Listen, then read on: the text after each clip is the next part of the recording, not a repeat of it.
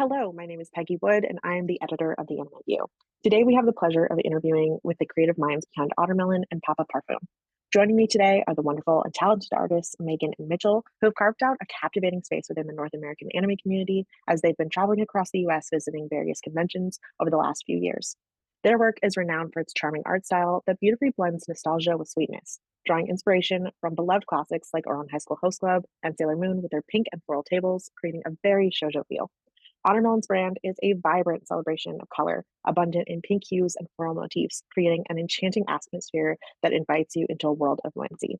And beyond their captivating artistry, Ottermelon has ventured into new avenues with the PapaParfum brand, offering perfumes and soaps carefully crafted with attention to hypoallergenic ingredients. We at the Anime View have the pleasure to share insights about their creative evolution, exploring their inspirations, the challenges they've conquered, and the unique transition they've taken to becoming full-time artist vendors. Get ready to discover the enchanting beginnings behind Ottermelon and glean insights on what it takes to thrive and endure in this creative business. While they share their expertise on becoming full-time vendors, selling, branding, and more for those aspiring anime vendors in our readership. In addition to the interview, Megan and Mitchel have been kind enough to type up their responses to the questions asked in our video. So if you prefer to read the responses, you can do so either here, if this is the video embedded in our blog post, or on the blog post that's been linked below in the video description. With that, I'm going to let Megan and Mitchel take over. Thank you so much. Yeah, hi. I'm Megan. I'm also known as Ottermelon. I am now 31 years old and I live in Oregon. And originally I had gone to college for video game art and design. I'm Mitchell, but I'm also sometimes known as like Papa Parfum or Papa due to my name being Papa Parfumery. I'm also 31. I also live in Portland, and I originally strive for several different degrees, with my primary interest being involved with anything creative writing. And I'm the one that makes the scent lines and soaps for our brand. That's totally awesome. So we've decided for this interview to kind of split it into two different directions. The first being a set of questions for those of you that are maybe beginning and have an interest in starting your own kind of artist vending, and also a section for expanding. But we're going to begin this interview by looking at some of the beginning questions. So to start off with, how did you guys begin selling your art and creations?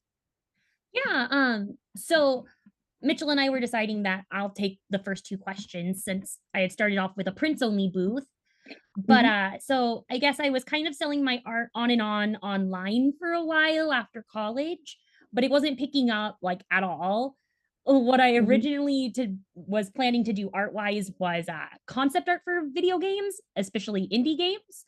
But the studio I ended up working for wouldn't finish anything and they kept changing directions, so it never went anywhere.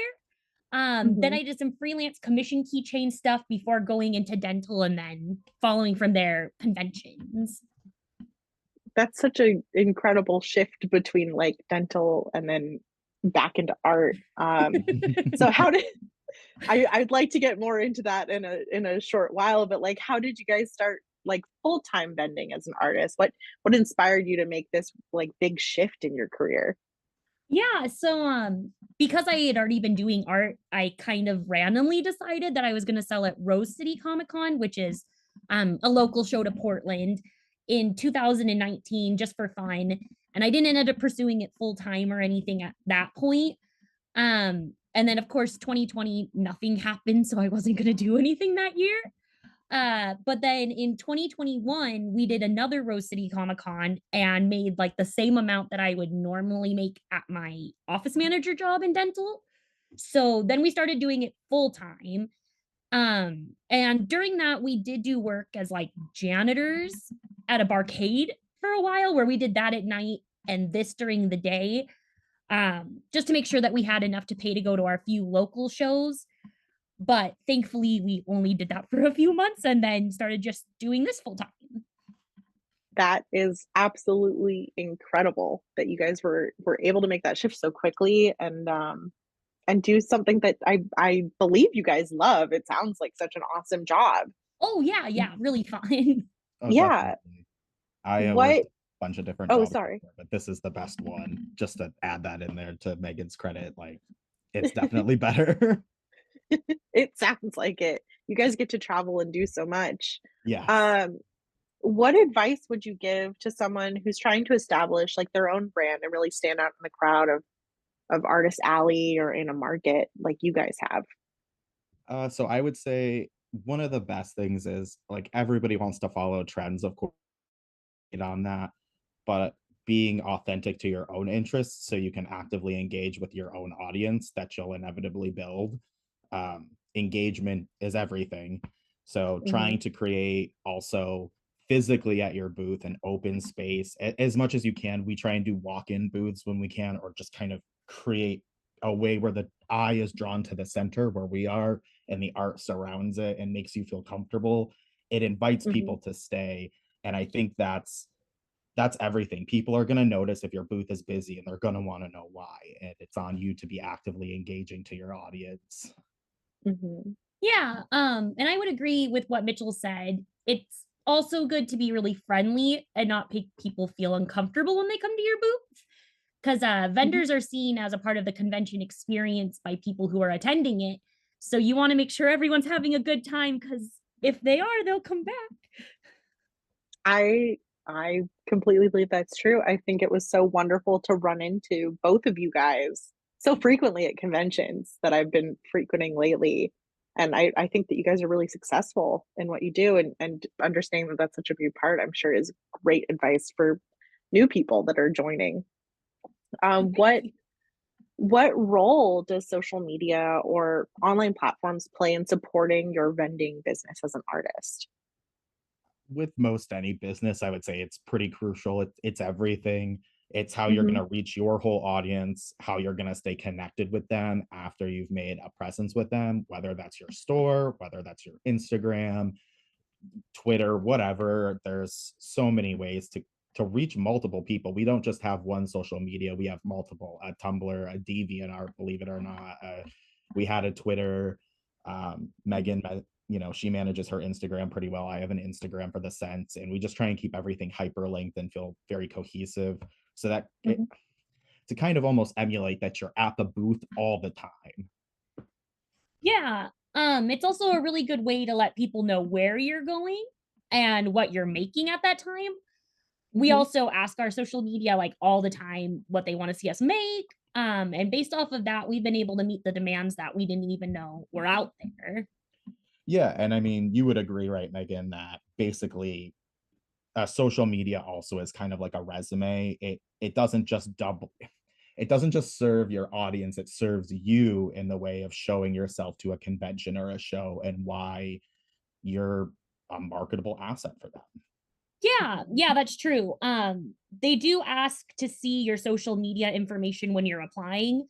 So Mhm, not only is it expected for you to have it, but like Mitchell was saying, it gives them an idea what you're putting out there, what stuff you have to sell, and if you have a following or not, which would in turn bring people to the convention. okay, that's really interesting. Um, with that in mind, what do you believe is, like, the key to engaging with customers and creating that positive experience for them? I think you already mentioned it at Artist Alley, so I'll extend, like, at Artist Alley and I guess in that social media space. Yeah, I think they're one and the same. Like a good example is we couldn't make it to a convention just due to some issues, and we hosted an online convention, and it was very successful. People just want to Mhm, be involved. But I mean, I've said it before, I'll probably say it again, but just being authentic and mhm, remembering that the experience, while it is your booth, it's not about you. It's about showing yourself, but it's really about the consumer, your audience, your fan base. You're going to set the mhm, precedence for how the interaction is going to go. You should also be mirroring their energy. For example, you don't want to underwhelm someone who's very excited to see you, but you don't mhm, want to overwhelm someone who might be a little more shy. You want to bring them out of their shell. Yeah, it's mm, really important to match vibe because people are going to want to find somebody that they're comfortable with. Is I guess in that vein, you want to make sure to know what you're doing fan art of because when they come up, they're going to want to talk to you about it. And if mhm. you don't know about it, they'll know that you don't know about it. So you really want to do stuff that you are truly interested in, because that's a really big part of it for attendees. Even if you're going to do it as a trend, Mhm. just watch enough so that you can carry a conversation about the basic points. They'll pick up a lot of it for you, and you don't know, you might get a whole new interest. I found a bunch of new series just by recommendation. That's awesome. Um, I guess building off of that last question then, can you discuss the importance of like networking and building connections within the artist alley community for like successful vending? I imagine it's not just your customers, but also, you know, the other vendors around you that are helping. Yeah, I would say I've heard a little bit that like you're my competition, but in kind of like a friendly way. But I know that Mhm, that air is still there. And I don't want people to feel like that. I've heard the mhm. term, and I think Megan said it, where it's something like like same drawing, but different hand or something like that. Where even if two people Mm, draw the same thing, it's still different from each mhm, Yeah. other. And in that regard, you want to remember that these people, we're not working at a Walmart or a comfortable sort of position where we have a community and day to day we clock in together and that's your force every day. You've got that family. This is mhm, your family. You need to look at them as your peers and in your community and your, I mean, a lot of times your friends, they'll help you mhm, if you help them and just engage with them the same way you'd engage with customers, because also they are going to be some of your biggest customers. They understand the mm, process, so they're willing to buy. mhm, Yeah, and I've noticed in my experience, at least making friends with vendors and getting to know people within the community, you really give each other a lot of the ins and outs of what the industry is. You mhm, can kind of work together to figure out how to make the best setup or figure out how people are going to get around the convention space. um it's just like if you make friends in kind of any situation in cosplay or Mhm. at another job, they're going to kind of help you out and you're in turn going to help them. So mhm. it's really important when you're starting off, especially, to make friends, because if you have friends, they're going to want to see you succeed. Yeah, we wouldn't be That's here without the help of uh, a lot of different artist friends. I wouldn't even know what a photo backdrop stand is without someone's help and their guides and their kindness. So that is incredible. Um, how do and then I guess kind of like concluding this introduction method, for those of you that are starting out, for those of you listening that are starting out, how do you approach pricing your artwork in a way that kind of supports this full-time vending business? I know that some vendors kind of price high, some price a little bit like lower. What is kind of your deciding factor for these things? I'd say we fall into the average category, and that's Mhm, intentional. You're not going to see overly inflated prices, kind of no matter what the economy is. Our goal is to always make the prices the same in every state. People travel state to state. If someone sees me in Washington and Idaho, I want the print to always be $20. I mhm. already include sales tax in our prices, but my personal background is a lot of retail and inventory specifically. So, Mm, in my opinion, at least the way I've learned it, for example, if something costs $10 to make, you shouldn't charge more than 20. You're making your costs back and you're making a profit. mm, And in my instance, I try and keep the pricing around the same as other artists, if only because I don't want to be the person who brings down how people price their work or inflates it. And I definitely mhm, don't want to be putting people out who are coming to Mhm. buy the art, Yeah. but mhm. also like keeping anything in an increment of five. Yeah. It's easier to do math. I don't know how to do math. So it just works best for me and I assume others. Yeah. The in terms Okay. of just the delight that people have of you telling them there's no sales tax Mhm, is outstanding. It might just be $1 to you, but you have to remember that these people might be buying from 40 booths. That's 40 mhm, plus dollars out of their budget of tax that they have to pay. So mm. even just being at the one booth and saving $2 like really tickles people. It's such a small thing to do. I mean, especially in this economy, Yes. Yeah. And you'll I'm still do also not well. math Don't worry. You focused. always have to pay your taxes. Like, just roll with it.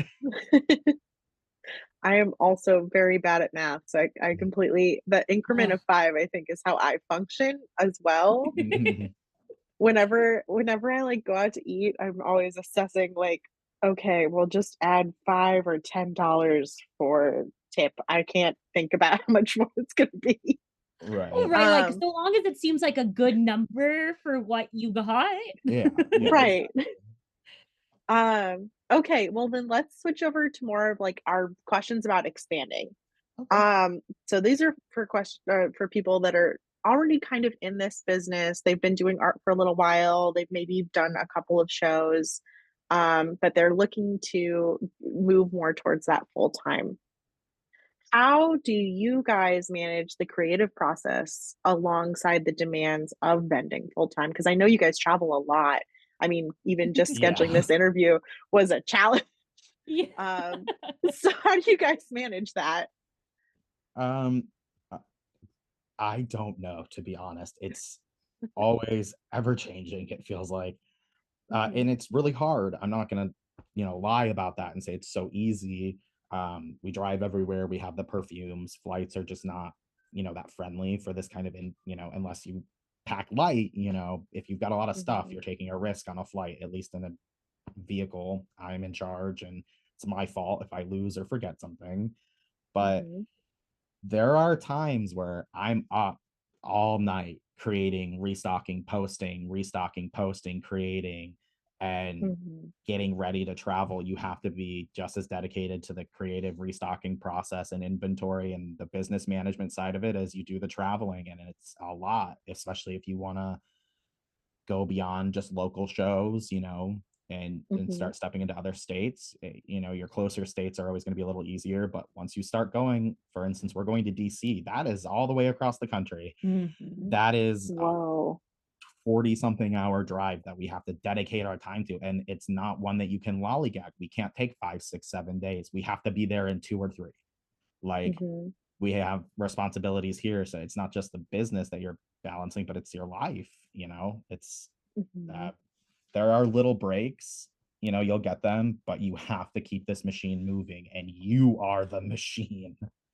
mhm, And I agree that the travel can be especially hard, especially when you're doing back-to-back cons that are really far away from each other. Yes. mhm, Because, for instance, we have to bounce around between cons before we can even go home sometimes just because of the distance between them. Yeah. mhm, My main thing is making sure to try and take some time to rest when we're at home Yes. while working on projects. Um, and like if you're working on a project and you're not feeling it, just don't do it for a little while. Like for the mhm, creative process part, Mhm. like it'll just be painful. You're probably not going to even like how it turns out because you are Yeah. forcing yourself. So just give yourself some time. And if you're not able to produce something, you probably just need a rest. Yeah, something will mm, spark that again. I've tried to make a scent and just got so frustrated, left it for a few days, came back and was like, why didn't I think of this before? This is exactly what I need to do. And I'm sure it's the same for you. With your Kingdom Hearts piece, you left it for a year and then all of a sudden decided to finish it. Sometimes it takes that time, but it's one of our best sellers now. Yeah. mm. I I think that's really interesting and also such great advice taking we live in a society so heavy in burnout that Mhm. Mhm. having those rest breaks are really important, and I think that's great advice for people that are looking to expand. So thank you so Yeah. much for saying that. Find something Let's for yourself. Anything. Yeah. I just take an hour in the morning and listen to music before everyone wakes up. And that's my little treat, I guess, my way to start the day. And it's something small, but it keeps you Mhm. sane. Okay. Let's go on to our thank you. That's so cool to like learn and um but it's really good, I think, and important to take that time for yourself. So excellent. Moving on to our second question.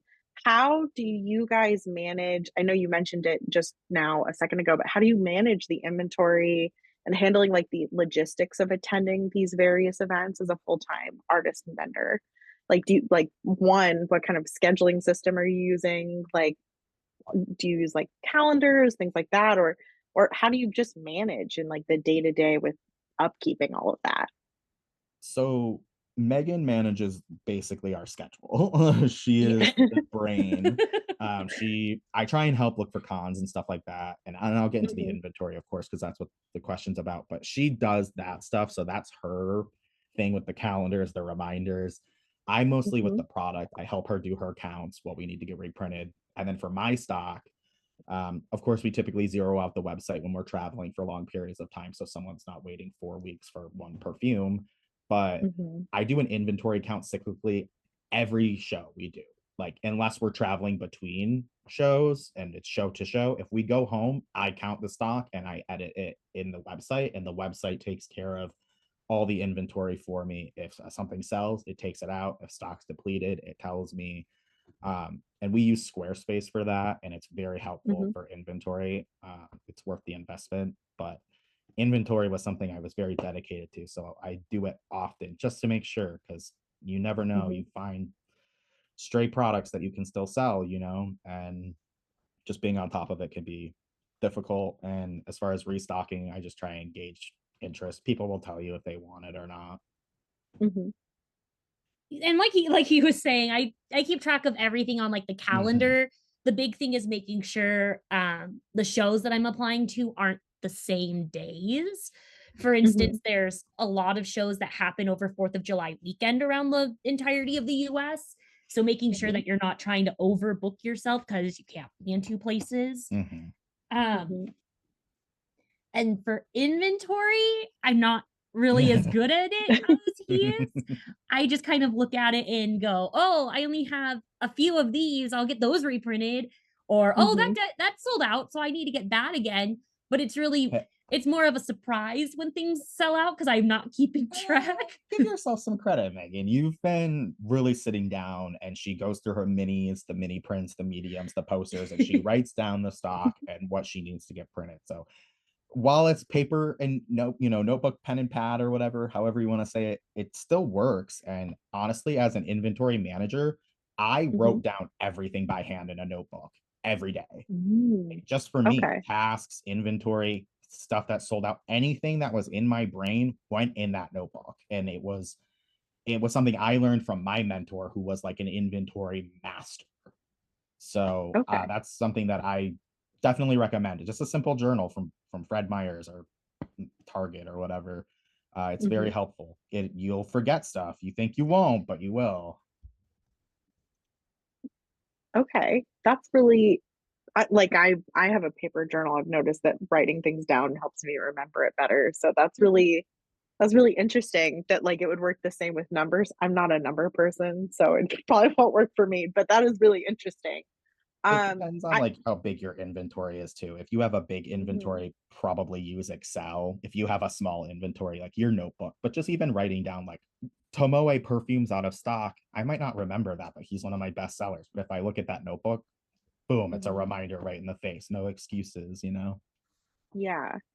I guess on that note, I mean, before we move into the next question, I guess I have a sort of like an extending question. How have you I mean, you're so successful at getting into so many of these different conventions and stuff.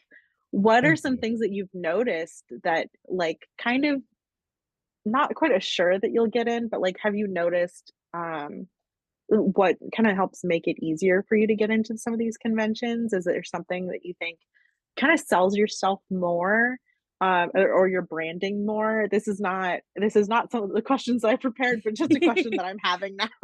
Oh Uh, yeah. I would say a big thing is having a lot of different shows under your belt. For Mhm, instance, when we first started, we only had Rose City, so a lot of shows weren't letting us in. But we were mhm. lucky enough to get into a few shows in like the Spokane and Idaho area. So because we Okay, were able to get into those, we had more of, I guess, cred, sway. yeah, to get into other huh. shows. And then from there, because we're based in Oregon, we had to Mhm, do a lot in the west side of the US at first. And mhm. then we slowly started creeping out into like Colorado and Texas and more of the Mhm. middle states. And the more middle we were able to go, the more east shows started to like kind of accept. And then Okay. we got our first show on the East Coast, and from there, other East Coast shows are like, oh, okay, you can come over now. It's hard to shift Okay. from one coast to the other, east to west or west to east. You typically dominate one or the other. Move into the middle. People really, really, kind of, they act like nothing's there. And sure, when you're driving, that feels like nothing's there.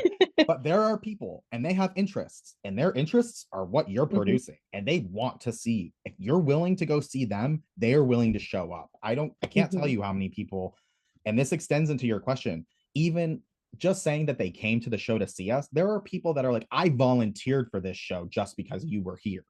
So you're helping the con that way.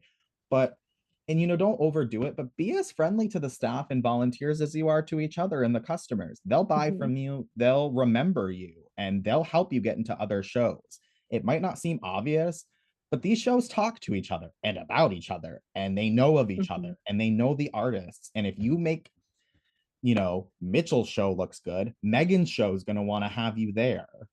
But you have to be, in the same way you'd be a good hotel guest and clean your room up when you're done a little bit, be a good, vendor and just present yourself well. And one last point to that, just really random, I guess, but if you're doing vending already and you're having trouble getting into shows, make sure to take lots of photos of your booth. Yes. I don't take like any photos, and so it was a struggle at first because I only take video, but you can only send photos. You can't send videos.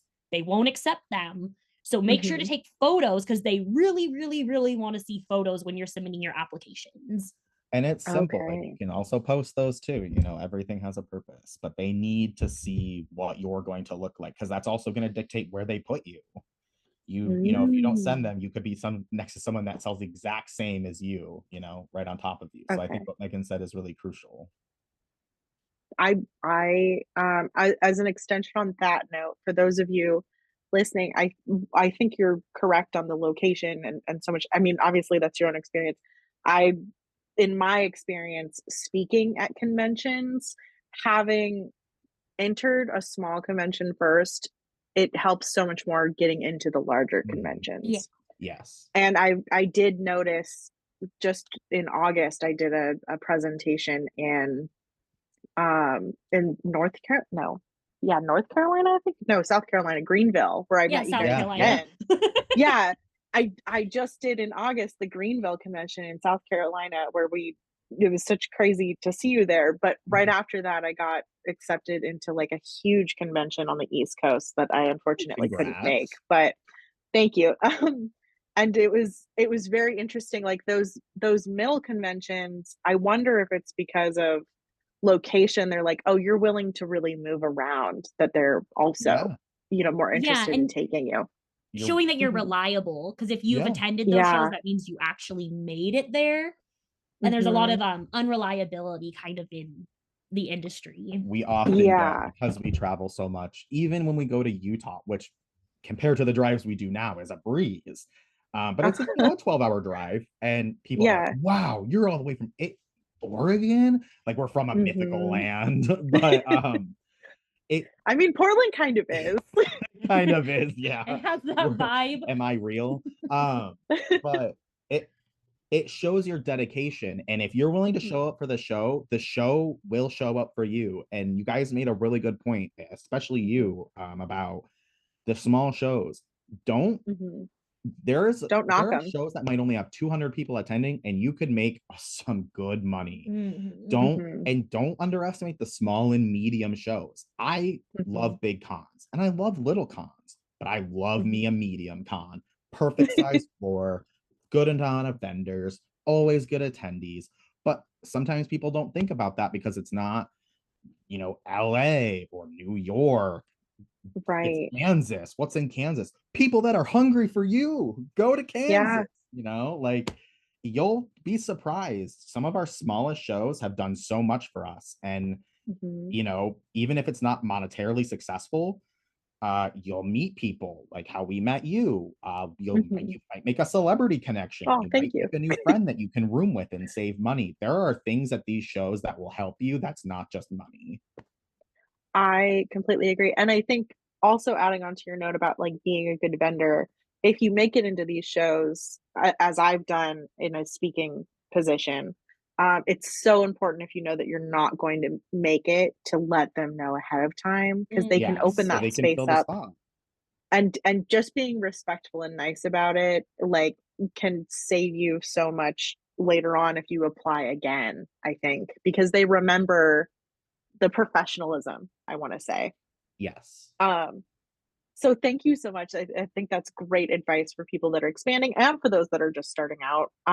Let's go ahead and go back to our main question list. It was a good Um, little rabbit hole to fall down in. I think so. What are some of the key challenges that you've faced while vending full time? How have you overcome them? I would, and probably Megan would agree, as we've discussed already a little bit, but the logistics of traveling can be really hard and trying not to overbook. We've done a show where we split, where we did two shows at once, and it worked, but it had its challenges. And it Mhm, really only worked because it worked. Like the cities were mhm, right on top of each other, kind of thing. We couldn't do it if it was Oklahoma and Texas or something like that. Um, and then as we discussed, just trying to suss out what shows are profitable, but also knowing that profit isn't always monetary in that regard. mhm, And just picking and choosing can be hard. Sometimes you might have two really good shows that you want to do, and you have to decide which one you're going to do, and be okay with mhm. that, whatever happens. You just have to put your trust and belief with peace and love. Picking and choosing is definitely hard, Mhm. especially Mhm, last year.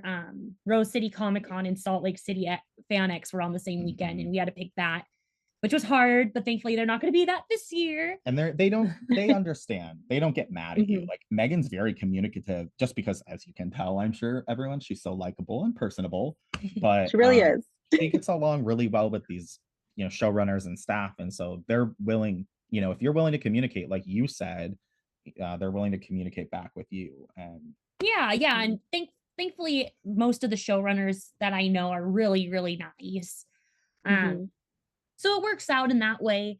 The only other big thing I can think of is the travel itself, because the conventions are Mhm. fun. I Yeah. would say setup's not that bad. No, I actually really Um, mhm, enjoy setting up I and tearing yeah, tearing I don't down really not mind even is that breaking bad. down. I don't mind talking to people or doing sales, of course. Mhm. Making the mhm, actual product is fun, Oh, but yeah. traveling takes so much time. It's so mhm, long. Like if we could take another way, we probably would, but with the sense we mhm. can't fly and just because it's the same amount of time on a train. So Yeah. it's really the travel that Uh, is the biggest hurdle in all of this. well, and we mentioned kind of flying, especially with the perfumes because of all the liquid. And Mm, I don't know how I mean, I think you can take a roller ball on a plane, of course, but it worries me to take hundreds. And I don't know what the elevation would do. And I don't want those to start popping off like bullets. yeah. And also just maybe, compromising the integrity of the product. But Mhm, um, we've tried the train, and for me, and I know probably a lot of people can relate to this if you're a driver, I like to be in control, at least in mhm, that aspect. So while it's a lot of work, ultimately it's my decision that we drive, and Megan's okay with that because she doesn't drive. uh-huh. So it's nobody wants to hear it. Get a Mhm, hybrid. Get a Get a hybrid. hybrid. I'm not a I mean Toyota rep, but I will say we went from and we had a Prius mhm, when we started this, a 2012 uh-huh, Prius, small Baby. baby hatchback, and it fit so much stuff, but we outgrew it. And by the mhm, grace of the universe, we were in a position where we were fortunate enough to get a new vehicle. I understand that's not plausible for everyone, but don't let your mhm. small vehicles stop you. Yeah, We go to were, Michigan yeah, in winter or fall. yeah, you'll hit a big deer, and your insurance will take care of it. But your car will help you if you just are, Mhm, you gotta play some Tetris, I guess, and just you can fit it in. Like I've moved in a car that size as well. It's possible, and it's not always comfortable, but if you're willing to work for it, and just we sleep in the car too, by the way. We don't stop in hotels. We sleep in our vehicles. So we Mhm. slept in the Prius, we sleep wow. in the RAV4. Um, and while we Mhm, are successful now, you'd think, wow, well, they probably at least stay in a Motel 6. No, I'd stay at the rest stop off the side of the road with the truckers. Like and it's Or the loves. or the loves, like wherever we'll have.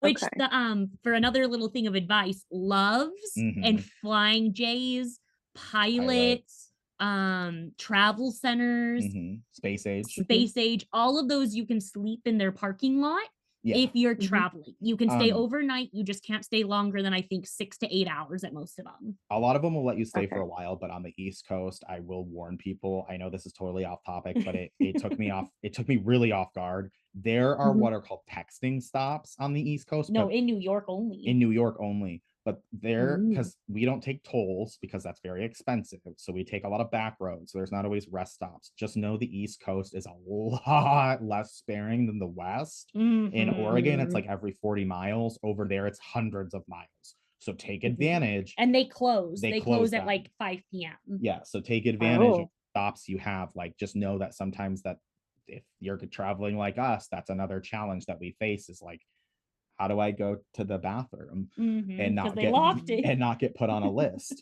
But yeah, just a random tangent, but just a part of traveling that we weren't expecting. And just honestly be cautious of semis because they're not going to be cautious of you. No. You're an obstacle to them.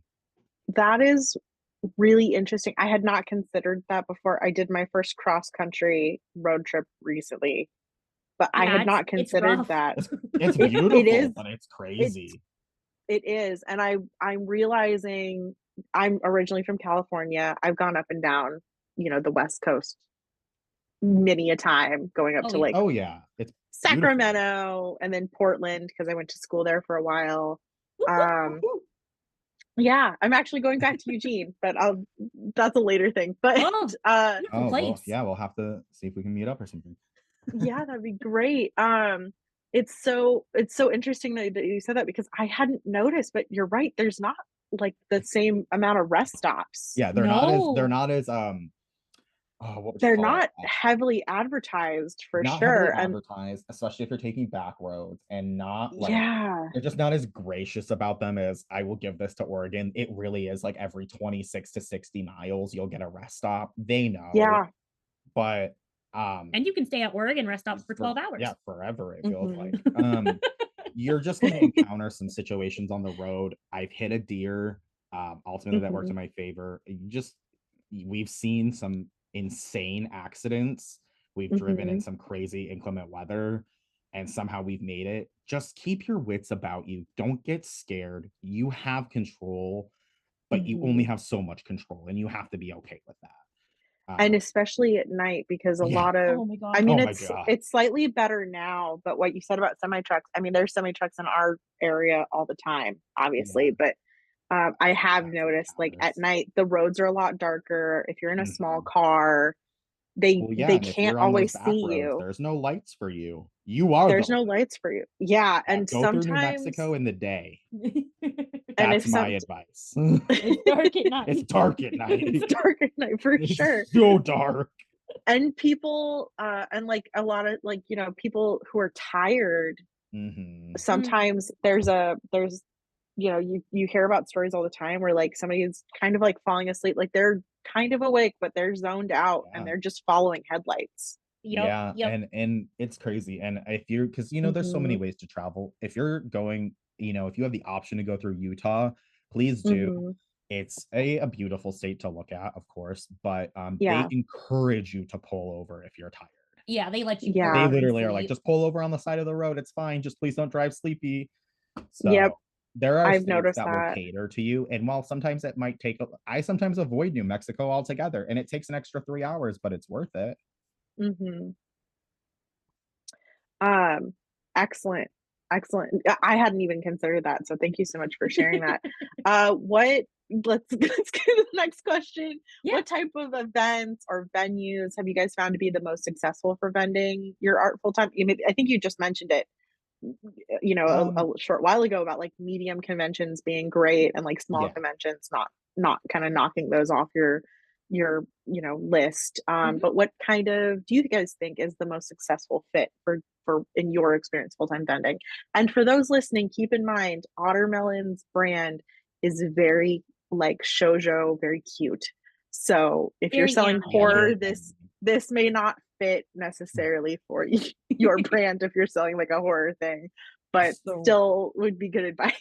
Oh yeah. yeah, like, and Mhm, I- it's so interesting because obviously you would assume, and the assumption is pretty correct. We do very well at anime shows, no matter the size. We mhm, do very well at Comic Cons, no matter the size. And that's only because you build an audience, they come back, they have these interests. There are people walking in the door that immediately have something in common with you. mhm, Um, we surprised ourselves at the Halloween XSPO. It's run by the mhm, people that do Lilac. It was a great show. Highly recommend if you're able to attend. It's in Spokane. mhm, We knew though going into the Halloween show that it was run by people that run very successful shows that are already in mhm, our genre. So it was kind of like a calculated risk, but it was still a risk. We're not a Halloween booth. We like spookified it, but mhm. like with some webs and some black like little Michaels Little decorations, mummy. little mummies and things like that. And I made some like Halloween soaps, and she brought out some of her like horror commissions she's done. Mhm. Um, but we sold all of the same merch that we sell normally at the like at that show. I sold everything that I would sell at Isekai or anywhere else, But Rose less than the City. Halloween. The But Halloween yeah, stuff didn't didn't really really move. move. Wow. And so, Yeah. you know, you don't always know what to expect, but we didn't just go in and completely change everything and go, it's going to be completely only Halloween. Take down Mhm. the Ouran. That's, Yeah. that's crucial to our brand. So we, altered some stuff to attend. And you mentioned horror things.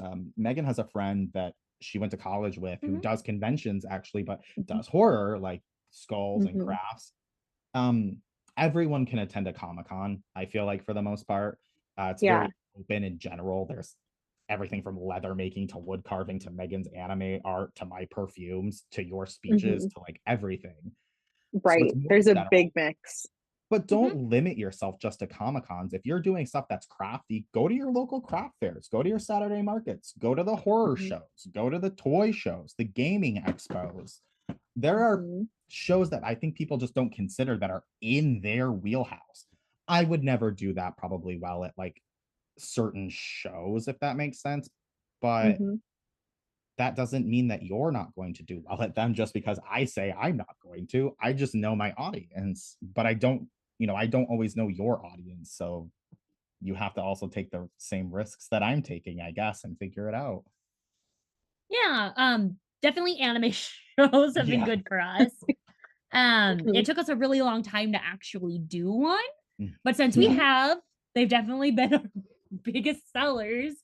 But before mhm, that, we did like Comic Cons and Fan X's and Fan Expos, and those have all been really good. You just have to be mhm, careful of like what area you're going into because you might not be going into an area that's necessarily anime leaning. mhm, Um, Seeing what voice actors they're having come to Mhm. commission or the conventions. Um, if you see that they have a pretty good anime cast lineup, you usually have a pretty good chance of running into anime attendees.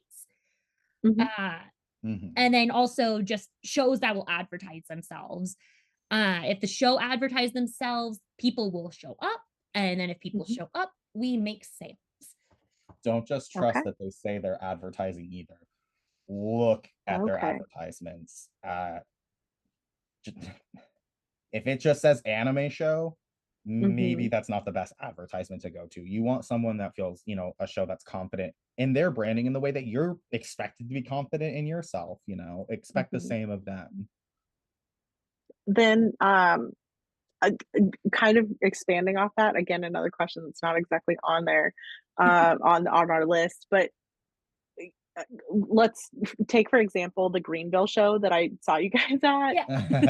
Yeah. Uh, I heard like there was very interestingly, I was driving in from 30 minutes away and I saw the first real advertisement for that show, like a billboard came up the Uh-huh. day after the first day of the convention.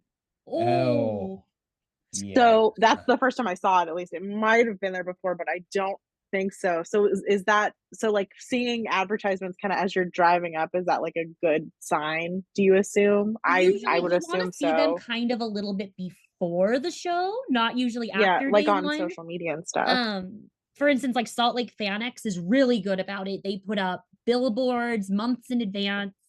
Mhm, Permian Basin Comic Con will put up signs and like mhm, different kind of billboards, but they also do a lot of online advertising where you'll see them pop up on Facebook and Instagram. So it is good to advertise still during the show, but ideally you'll have a convention that is advertising months in advance. And not just Yeah. advertising themselves, by the way, Mhm. advertising the voice actors, advertising their activities, Yeah. advertising their Mhm. cosplayers, their vendors. Get people hyped. Mhm. Yeah, they want to know who's going to be there, and just be Yeah. realistic. Unless you're a vendor or a very dedicated attendee, are you really going to be on the website looking through that whole list? No. Probably not. You're going Right. to show up and go to Max Middleman's booth and look at the times and prices and then show up when you're supposed to, or run to the Mhm. Avatar cast and pray to God you can meet Dante Bosco. Like Mhm. Sometime that day. sometime that weekend or in life. Mhm. But yeah, I think what Megan said is pretty on the nose. Okay. Awesome. Then, what now we'll go back to our main list here. What tools or resources do you guys find the most helpful for managing your business as full-time artists? I'm assuming I think you guys mentioned Squarespace before as like a Yeah. website building platform. We Mhm. at the Anime View use like Trello and WordPress to Oh, match nice. out when we're gonna plan things. So what kind of tools do you guys use? I mean, I used to use a lot of the God, for the love of me, the life of me, can't remember their names, but I used to use a lot of the like agendas and stuff at my corporate jobs. Mm. But Mhm. I found that Squarespace keeps inventory really well as long as I keep up with the inventory properly. It also Mhm. manages all of our sales. It's Curtis Connor's not lying to you when he advertises it. It's a good product. It's one that the YouTubers I will stand behind. Mike's Mike also So advertises it. yeah, honestly though, just legitimately, a lot of YouTubers do advertise codes Good for stuff. Yeah. Squarespace as well as Yeah. the site itself advertising like 20% off quite often. So take advantage of the deals. It's actually a Mhm. service that we found worth it. We have had it'll show you the analytics of everything. And we've had like Mhm. 1,000% increase just because of between last Wow. year and this year of Yeah. like Mhm. traffic and revenue and sales and engagement. And people can Mhm. submit questions to you and commissions and And it looks Mhm. good on your application to commissions to have a website. yes. Mhm. And Okay. if they know Squarespace, they know you have paid for it. So Okay. you must be dedicated. And from there, I would say having any sort of card reader. I'm not going to boost one or the other, whatever works for you, as long as you can take Mhm. a card. Also having Venmo, PayPal, Cash App, whatever new services out there, anything that can make you monetarily accessible is Mhm. going to help you in managing financially and Mhm. inventory wise, I would say.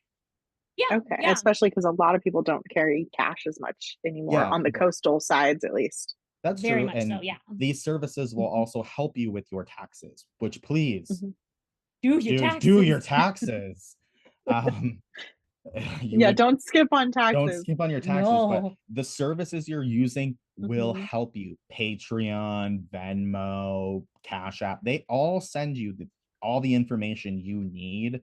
So just let them help you, but utilize their Mhm. services because we get paid a lot on Venmo, PayPal, Cash App, um, Mhm. and the site. And I will say people are comfortable using the site. You're never sure because there's Etsy and Shop is it Shopify or Shopify? I always want to add a T in there, but Mhm. Shopify, they they're comfortable using those sites because everybody knows them, but people are really Right. comfortable using Squarespace, and all it is Ottermelon.me. It's nothing fancy necessarily, but people Mhm. still feel really comfortable purchasing on there and commissioning and asking questions, and Mhm. it's Mhm. easy to advertise. That's Yeah. I good. would also just say if Yeah. like you're really scatterbrained, because I'm really scatterbrained, what I Mhm. use is my like reminder app on my iPhone, and I set Mhm. reminders for literally everything for like when Mhm. I'm going to do my taxes, when I'm going to sign up for things, Mhm. when conventions have said that they're going to post their applications. Mhm. If I need to pay something, I put a reminder. If I need to remember to send out an email. I use it for literally everything. I don't remember Mhm. anything myself, and the reminder app is good at doing all my thinking for me. Okay. That's what my planner is like. Yeah. If I didn't write it down, it's probably not happening. No. We're all still in middle school on a planner, just digitally now. Right. As a note also for people that are expanding and that are thinking about like taxes, because tax season is coming up or hopefully has not passed by the time this video comes up. Yeah. Um, but also pay in mind if you're going to do this full time, pay attention to what the freelancing and contractor laws are in your particular state. Um, I came from California and I did freelance work there, and the laws have changed with like how you file certain things. Yeah, and, So keep using that in mind. an Yeah. accountant is always really good to have. That's what I use now. Yeah, I mean, I Okay. used to do all my taxes myself just because I was working for other people and basically everything Hmm. was handed to me and I just input numbers. But Hmm. I mean, you're the tax queen, Megan. I'm more just speaking on past experience, but I would agree that yes, get an accountant or at Hmm. least a physical human that can help Hmm. you that has experience. They're Just going to to make be sure more that familiar with the changes that are happening too. Yeah, exactly. You just want to, cover your bases. A lot of cons are Yeah. getting very serious about that stuff very. Hmm. And states. in states. Yeah. I To make a confession, when I did freelance, I also had an accountant. It was the only way when those laws shifted. I was like, I can't figure this out. I'm not good with math. Well, yeah, and Um, you never know when they're gonna shift either, especially if you're, yeah, like, traveling or if you're not able to, like, commit to every single news Yeah. article that way, like, you could miss something. yeah, They could find something for you that benefits you that Yeah. you could have yeah. lost. Um, so thank you. Uh-huh. How do you guys handle also like customer feedback and kind of incorporate it into your work or your business strategies? Mhm. Like what I imagine that you do get feedback somewhat often. Like you Yeah. guys are so friendly. Uh, Oh, so all the how do you guys like time. incorporate that? Um, I'd say our biggest feedback, at least from what I hear for you, Megan, and what I get is you should make this. Yeah. And it's always, I will get right on it. Oh, I promise Yes, I I will. will. But we get critique and stuff like every business. And Mhm. we've done booths where I look at it and I'm like, oh, this is Ugly. ugly. Like look in a mirror. Uh, Oh, no. um, but the customer doesn't notice, oddly enough, because they're there for the art. You know what I mean? Right. But at the end of the day, ultimately, you know what's best for your business.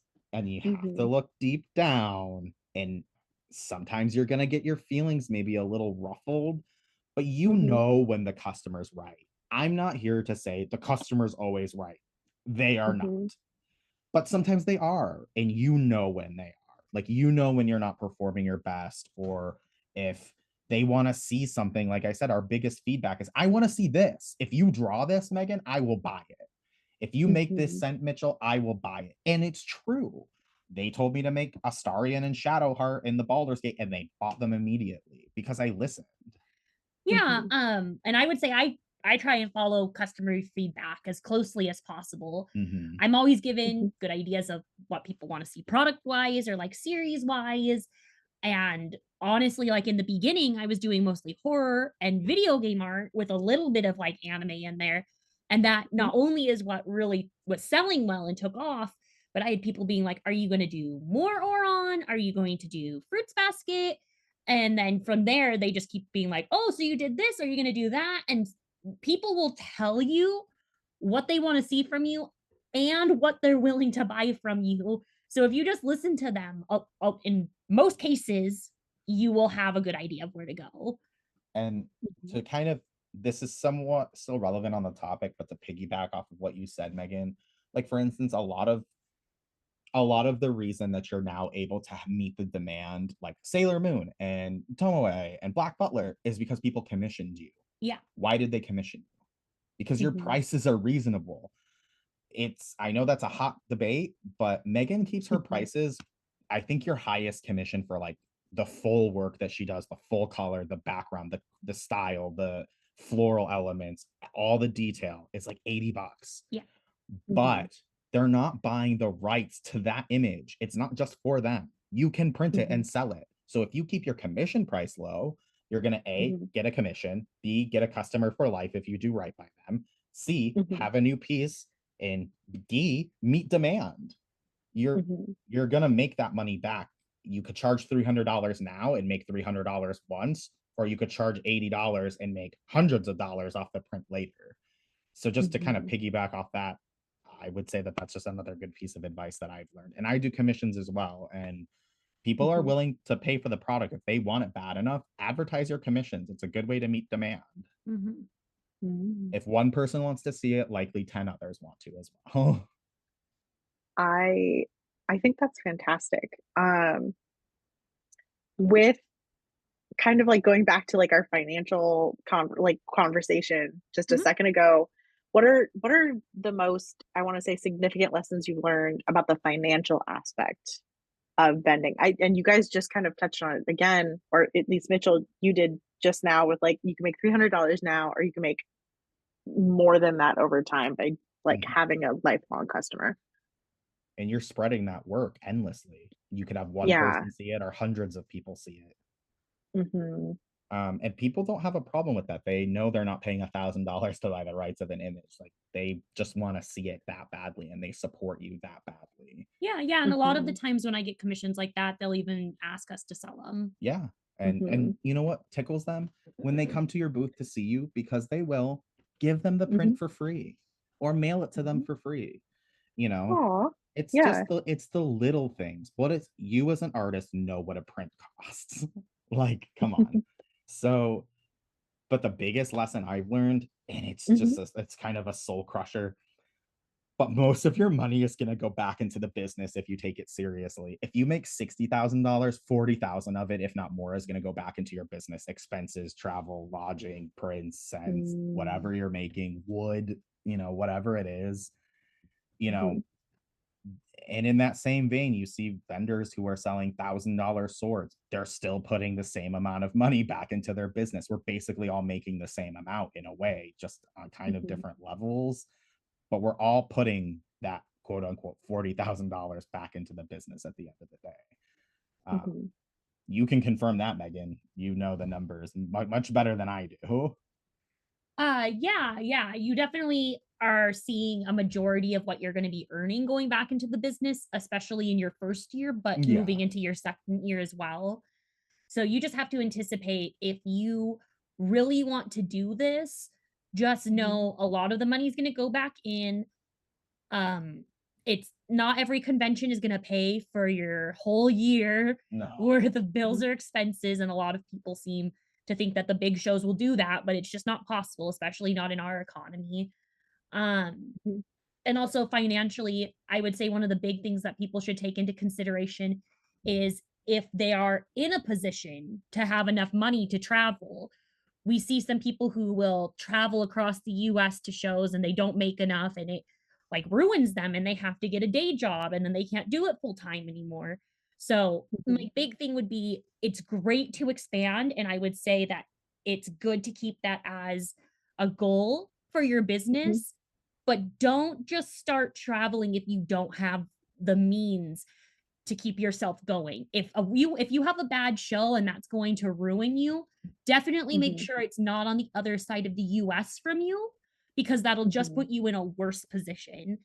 Um we did only local shows for a long time because financially that's all we could afford.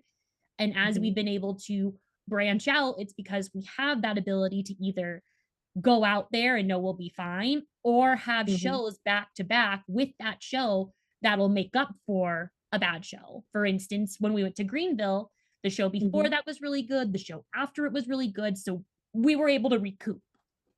Mhm. There's an old saying, don't put the cart before the horse. It Mhm. is true. And also make sure your cart is sturdy enough to be pulled by said horse. Yeah. Mhm. Because you are the horse. And Yeah. I have seen it in other industries that I've worked in where people expand too rapidly, too fast, and they're in the Mhm. red forever and they never get out and their investors leave. And like Mhm. that's all much bigger than any of us, but when you think about it on a smaller level, like that's your whole life. So Yeah. sure, like if the job I work at, if Myers goes down, okay, I'll get a new job. If Ottermelon goes down, my livelihood goes down. Like, Mhm. so Mhm. the stakes are pretty high. Just make sure that you can do it, I guess. Like our big risk was going to Texas for the first time, and that was far for us. And looking at where we travel now, it's not as far as it could be, but it was far going for the first time. Mhm. I'd never driven that far before. Um, I had taken a Greyhound from Michigan to Oregon, but I've never driven like that. And it Mhm. takes time. You're going to be nervous. You got to build up your skills, and from there you'll be more confident. But yeah, just again, cart and horse. Make sure they're Mhm. in the right order. Okay. Let's go ahead and move on to some final questions. These are going to be a little bit more of like just your own personal experiences, just so we can get to know you guys better because I think you're such wonderful people. Can you share a memorable or a particularly like successful vending experience that taught you something valuable about the industry, or that made you really feel more committed to like this as a career path? Megan, would you like to start? Yeah, I guess it's kind of hard for me to say because we've been fortunate enough to have a lot of really good experiences, but I would say, especially in terms of things that made us committed to this industry, I would say it was our first vending experience in Spokane. We had only done Rose City and we got accepted into a show called Lilac City Comic Con, and it Mhm. really changed the whole game for me. We saw good profits, a lot of positive feedback. People were super encouraging and really supportive. And even though we had like not a very nice setup Mhm. and we didn't really have a lot of merch at the time, we were still like uh, blown away by the support we were given by this community out there.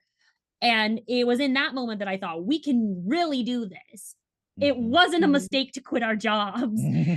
And thankfully, since then, we've been able to keep going. So I would say that's probably one of like the biggest experiences was doing a show that wasn't the one we were used to and doing well at it. Mhm. Mhm. Um, yeah, I mean, I remember being in the car having that conversation, like, "Well, this wasn't a mistake. We did." um, I agree with Megan. It's hard to pick one. We get a lot of really good experiences, a lot of really um intimate one-on-ones with people. Mhm. And you learn a lot about people and you really get to know them if you're open to that. Mhm. And so for me, I'd say one experience that really stands out. I've been told a little bit. I thought this was all for aesthetic, scent Mhm. fits character, smell like your boyfriend or Destiny Islands. But I've been told this is Yeah. like healing for people, and I never anticipated that. But the one that I'll always remember is she's volunteers quite a bit at a lot of shows now, and we just saw her, and she thanks me every single time for this. But I had made this scent for the movie, it's a book as well, Twilight, and we're from Oregon, so instead of it being a very love-based scent, like a Uh-huh. 60s love story, it's a very Pacific Northwest with a little apple, so the forests, etc. Oh, And okay. she was living in Utah, but she was from Washington. And when she Mhm. smelled it, she started to cry because it reminded her of home. And it was that Oh. nostalgic for her. And I just never thought that I would ever have that Mhm. reaction to, something that I made what I thought was for fun. And so for me, I was like, if I Yeah. never sell another Twilight, if I only sell that one, I was meant to make it for her. But that to me Mhm. really stood out because you're going to a Comic Con. You don't expect to have a true impact on someone's life, but you really can. And they can Mhm. impact your life too if you're open to it. Yeah. That's so heartfelt. That's so wonderful.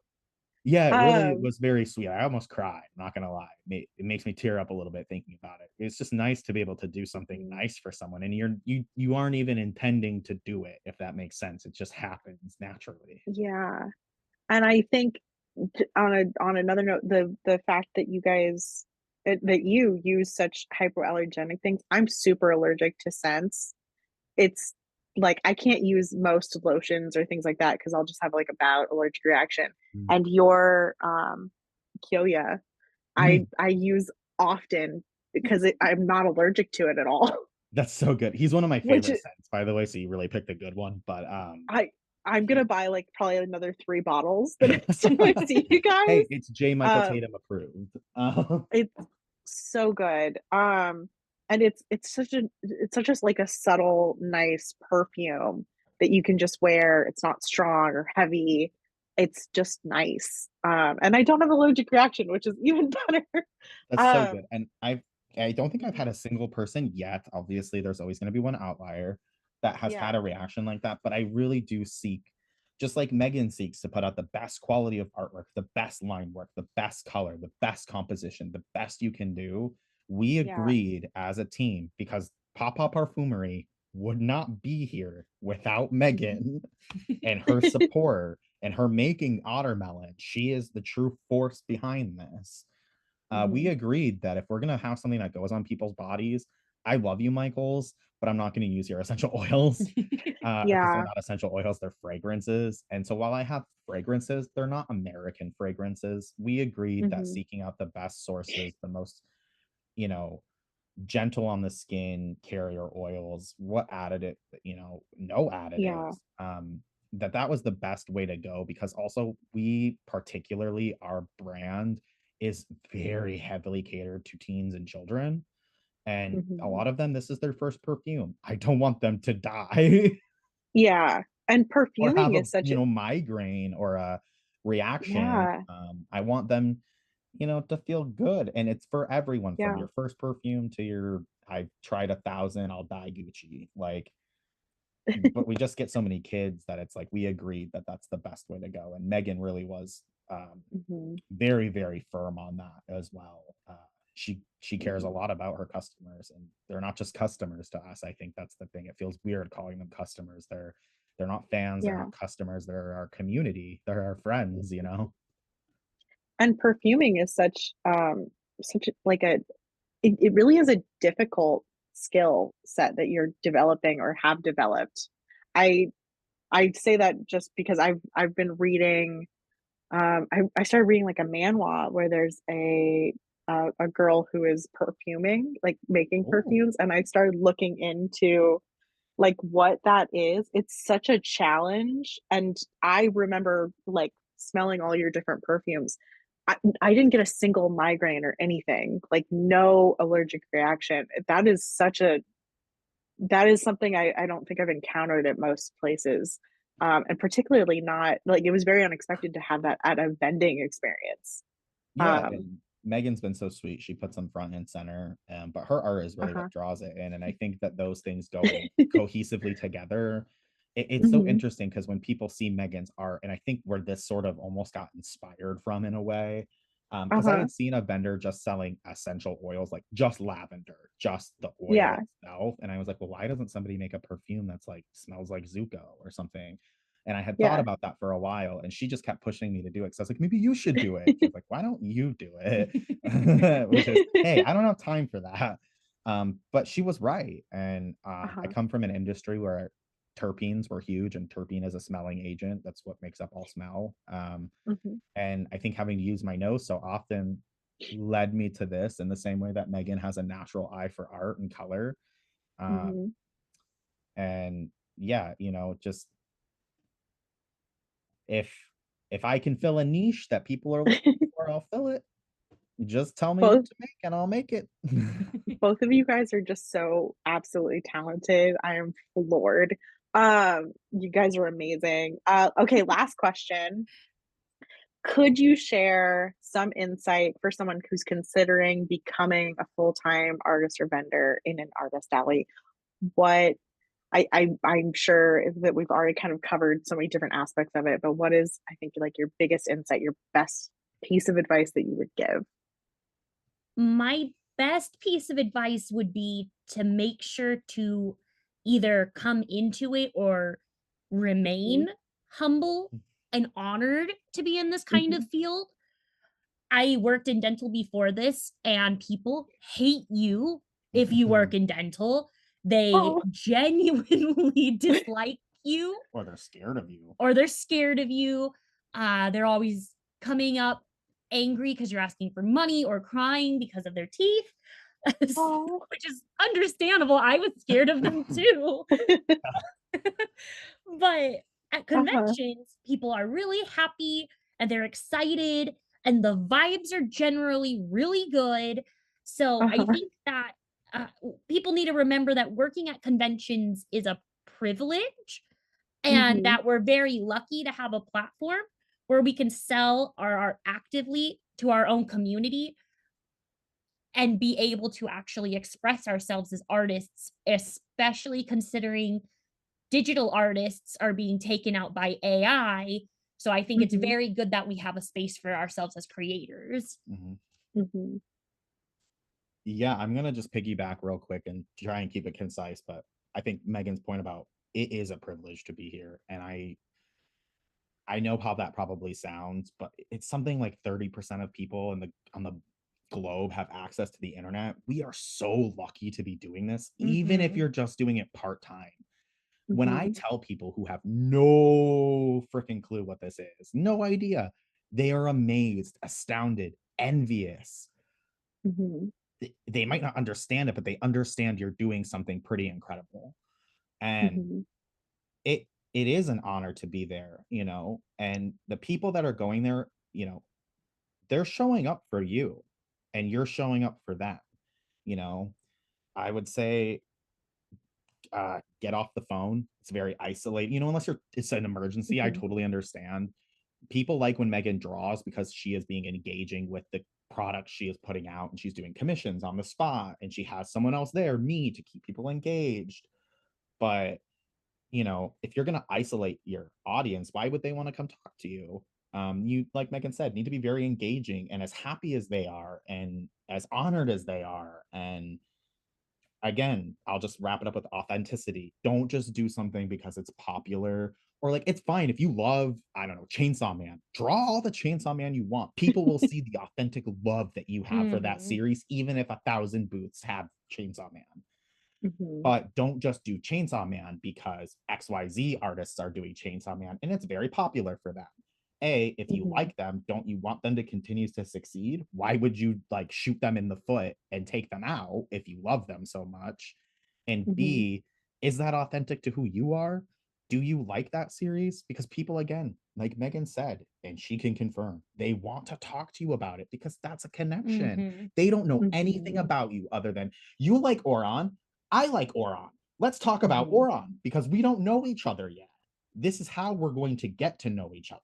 Yeah. Mhm. You know, and just genuinely engage with your audience, hone your craft. And, you know, Megan said it the best, just be humble, be happy to be here. Mhm. Even if it's a hard day. I know they're long days. No one wants to be at the convention center for 16 hours, 12 hours.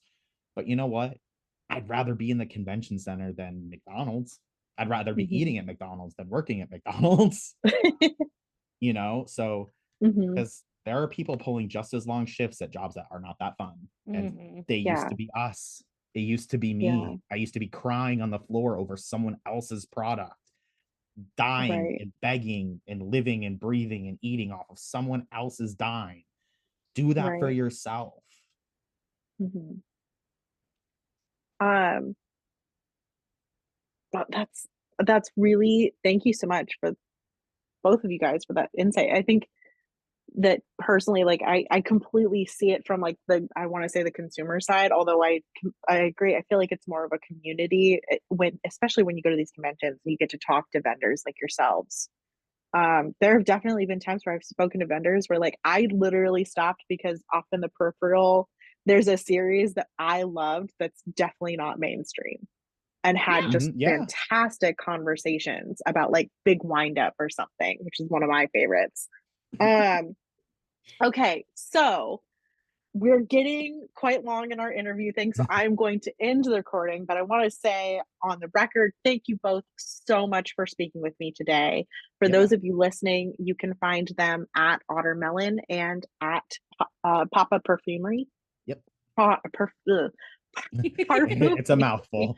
I'm sorry, on Instagram. We will also be linking their websites and socials below in either the video description and or the embedded wherever this video is embedded in our blog post that corresponds. Thank you all so much for listening, and thank you to Mitchel and Megan for taking the time to talk with me today. It was Thank you. our Anything to pleasure. add? Thank you so much. Okay. And then also please feel free to check us out at theanimeview.com. Thank you. Bye. Bye.